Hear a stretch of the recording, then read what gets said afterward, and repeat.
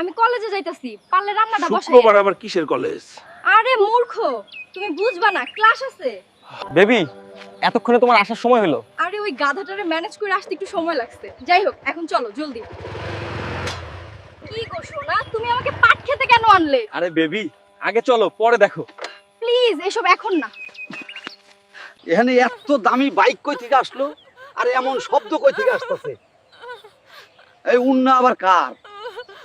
তুমি কি আমার সাথে সারা জীবন এই পাট খেতেই কাটিয়ে দেবে? হ্যাঁ, যদি তুমি আমাকে প্রতিদিন এভাবে হাসাতে পারো। হাই হাই, এটা দেখি আমগো হালকের বউ কলেজে না যাই এইসব করে। ছি, ছি। পাডা হাল্ক, তুই এখানে রান্না বান্না করছ, ওইদিকে তোর বউরে দেখলাম পাট খেতে একটা পোলার লগে আকাম কুকাম করতেছে।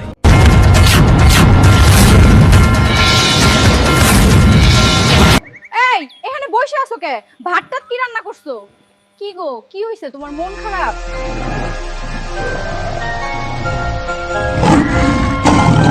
এই তুই কি করলি হাল্ক?